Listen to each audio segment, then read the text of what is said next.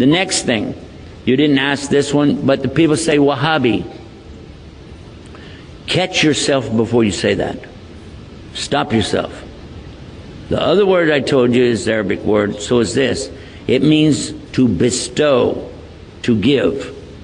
Al-Wahhab, if you say Al-Wahhab, you must be very careful now.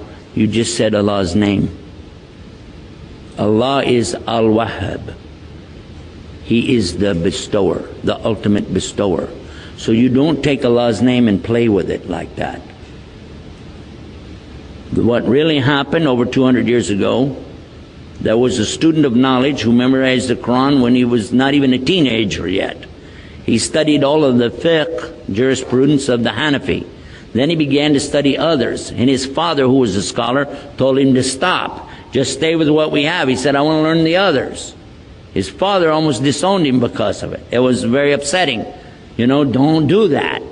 But he wanted to learn all of it so he could understand. And he began to learn quite a bit. He became convinced that he needed to learn more. And he discovered through this learning that the people of his time were making a grave mistake. I use the right word too, because they were worshiping at graves. They were literally going to graves and calling upon dead people to help them. Righteous people, good people, but they're dead. And even if they were alive, what could they do? We could only make dua for you. Nobody's got any magic.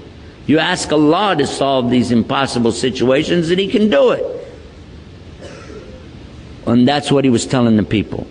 And some of those who were making money or getting good position in the community out of these grave worshiping deals took exception to his group because they came in and kicked over all of these monuments on these graves. And of course they had no evidence to support what they did, so instead of dealing with the rationale of why don't you look at what you're doing is wrong, instead they labeled his followers as Wahhabi. Why? Because they couldn't call him by his real name. His name was Muhammad, and they would have had to say they're Mohammedans. And no Muslim would do that anyway. So they call him Wahhabi because his father was Abdul Wahhab. So he was Muhammad ibn Abdul Wahhab, and he wrote a book called Kitab al-Iman. The book, if you read it and take the cover off and you don't know who wrote it, you'll say, this is a great book. It's very good about the belief in Allah is one and the teachings that come with it. It's kind of like a workbook. It just has a few verses or something and then tells you to go look up the rest of it. And it was given to some scholars who were attacking and saying, these Wahhabi people, so and so on. So what do you think about Kitab al-Iman? Says it's a bad book, don't read it. It's okay. So they gave him the book without the cover on it. Didn't tell him.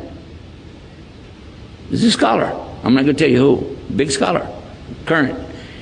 He read it and he loved it. He said, this is the aqidah of a real Muslim, the belief system of a real Muslim. And when they said, well, here's the cover for the book, and he went, huh? And he said, astaghfirullah, I made a mistake. Big mistake. All of us need to understand that whenever somebody doesn't want to admit their mistake, it's a lot easier to point and say, he's a Wahhabi. They're so-and-so. They're such and such. Rather than admit what? And we're going to go back and look again at what we said in our speech. The king has no clothes. Ooh. All of us make mistakes. Just admit it. What is the big deal? Only Allah is free of mistakes.